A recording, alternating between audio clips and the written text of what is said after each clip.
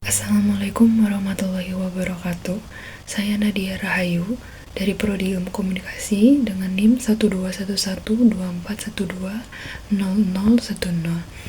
Di sini saya akan menganalisis tentang mengenai kasus kecelakaan yang melibatkan pesawat Boeing 737 MAX.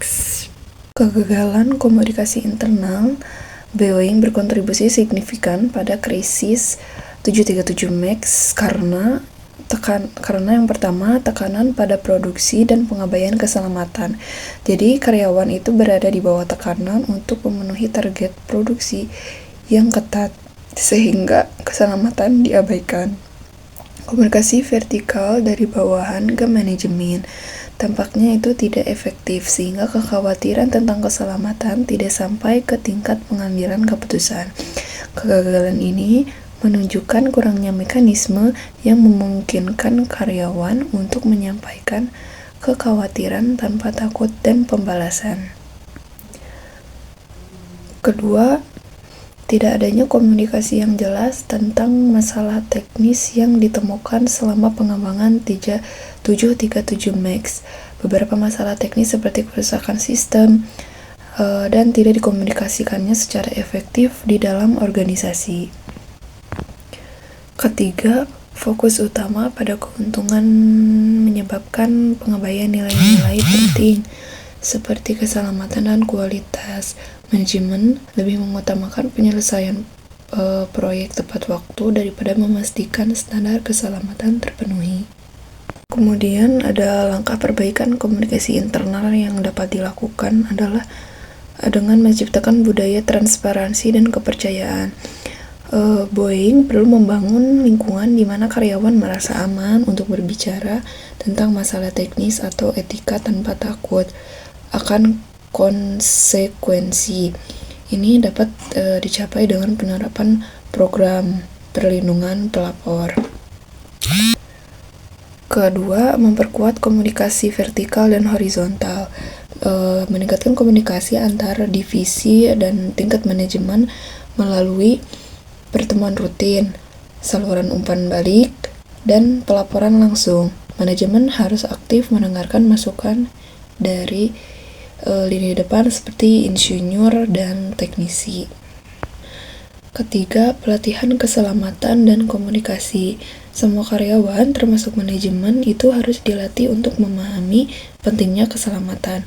Program pelatihan ini harus mencakup keterampilan komunikasi untuk mendorong dialog terbuka dan efektif.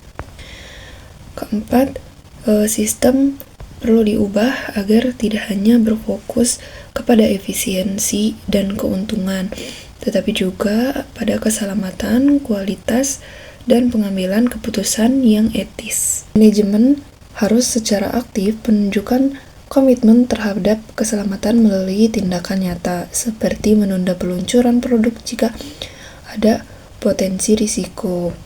Nah, dengan langkah-langkah ini, Boeing dapat menciptakan budaya organisasi yang lebih terbuka, mengutamakan keselamatan, dan memperbaiki komunikasi internal, sehingga mencegah krisis serupa di masa depan. Kemudian, bagaimana strategi komunikasi eksternal pada Boeing selama krisis? Yang pertama, penanganan awal krisis. Boeing menghadapi kritik luas terkait krisis, terutama setelah kecelakaan pesawat 737 MAX pada 2018 dan 2019. Komunikasi eksternal mereka pada awalnya dianggap defensif, berfokus pada membela produk mereka daripada menunjukkan empati kepada korban dan keluarga mereka. Pendekatan ini memunculkan kesan kurangnya tanggung jawab dan kepekaan. Kedua, keterbukaan informasi. Boeing awalnya lambat merespon permintaan transparansi yang membuat publik kehilangan kepercayaan. Sehingga mereka itu cenderung menghindari pengungkapan penuh terkait masalah teknis yang menyebabkan kecelakaan. Strategi ini memperburuk situasi karena memperkuat persepsi bahwa Boeing lebih peduli pada keuntungannya daripada keselamatan. Ketiga, dalam tahap selanjutnya, Boeing mulai lebih terbuka dengan menyampaikan rencana perbaikan termasuk pembaruan perangkat lunak dan pelatihan pilot. Namun, banyak pihak menilai langkah ini terlambat dan kurang efektif karena kepercayaan publik itu sudah terlanjur rendah.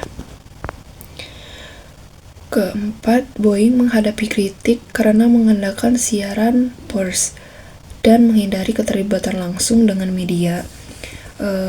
Dampaknya, kurangnya dialog terbuka itu menciptakan kesan bahwa perusahaan tidak sepenuhnya bertanggung jawab. Nah, apakah pendekatan mereka itu membantu atau memperburuk situasi?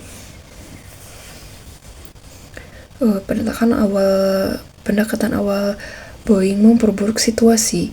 Kurangnya empati dan keterlambatan dalam komunikasi memperburuk persepsi publik terhadap perusahaan. Bahkan ketika mereka mencoba memperbaiki strategi, pada reputasi sudah signifikan dan publik skeptis terhadap upaya mereka. Kemudian rekomendasi langkah komunikasi eksternal yang dapat dilakukan itu seharusnya yang pertama itu empati dan respon cepat.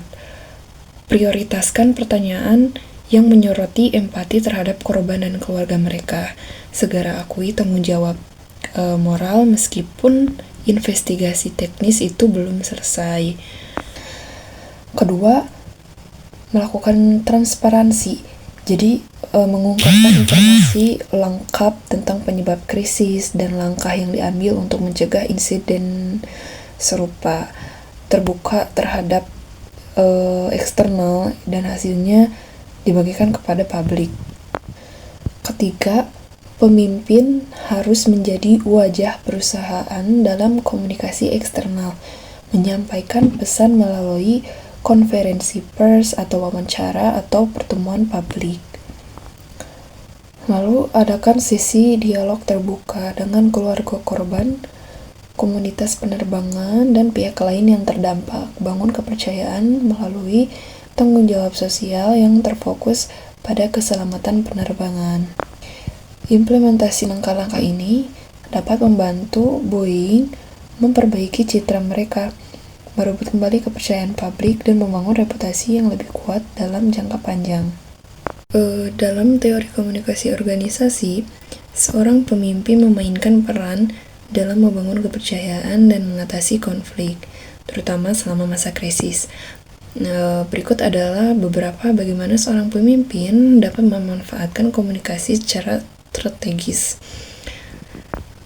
Yang pertama, menggunakan komunikasi yang transparan, yaitu pemimpin menginformasikan situasi secara lengkap kepada anggota organisasi dan menyampaikan fakta meskipun sulit untuk mengurangi spekulasi dan ketidakpastian. Menjelaskan alasan di balik keputusan dan tindakan organisasi.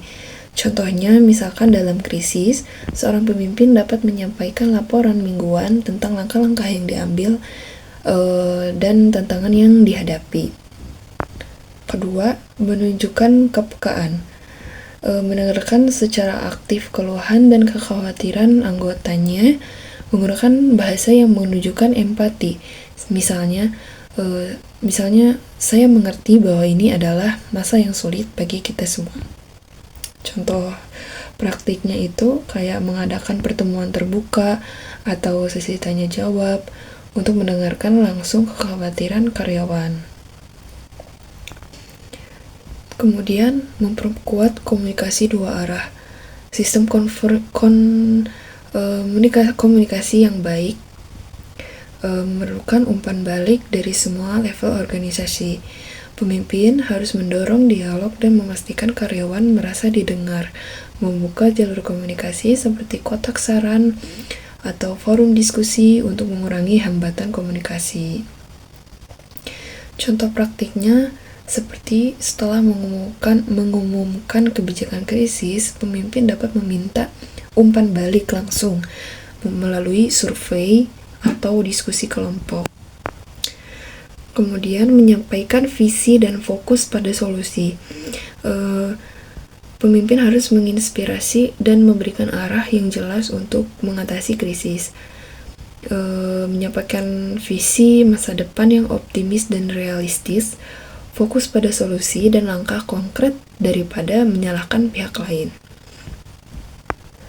Dengan mengadopsi prinsip-prinsip teori komunikasi organisasi seperti transparansi, empati, komunikasi dua arah, dan simbolisme, seseorang pemimpin dapat membangun kepercayaan di tengah ketidakpastian.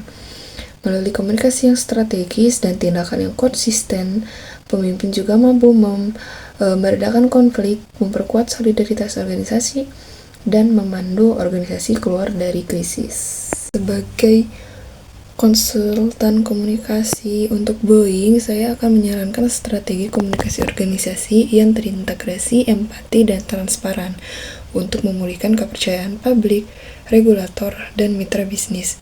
Berikut beberapa yang bisa diterapkan. Pertama, komunikasi yang transparan. Mengungkapkan fakta secara terbuka terkait penyebab insiden yang melibatkan Boeing, termasuk hasil investigasinya. Kedua, pendekatan empati kepada publik dan korban. Membuat pernyataan resmi yang secara eksplisit menunjukkan empati kepada keluarga korban, disertai dengan komitmen untuk mendukung mereka secara moral dan finansial. Ketiga, kampanye publik tentang keselamatan dan inovasi. Meluncurkan kampanye global untuk menunjukkan langkah-langkah perbaikan Boeing, termasuk peningkatan perangkat lunak, pelatihan pilot, dan inovasi teknologi keselamatan. Yang keempat, kolaborasi dengan regulator dan mitra bisnis. Membuka jalur komunikasi langsung dengan maskapai penerbangan dan mitra bisnis untuk menjelaskan langkah-langkah pemulihan Boeing, dan berpartisipasi aktif dalam forum industri penerbangan global untuk membahas keselamatan dan inovasi teknologi. Kelima, komunikasi internal yang kuat. Memberikan informasi secara transparan kepada karyawan mengenai situasi krisis, rencana perbaikan, dan peran mereka dalam pemulihan. Serta melibatkan karyawan dalam kampanye pemulihan citra perusahaan untuk menciptakan rasa tanggung jawab. Strategi komunikasi ini bertujuan untuk mengembalikan kepercayaan dengan menunjukkan tanggung jawab, empati, dan komitmen terhadap keselamatan serta inovasi. Pendekatan ini tidak hanya memperbaiki citra Boeing, tetapi juga memperkuat. Dan dari saya, wassalamualaikum warahmatullahi wabarakatuh.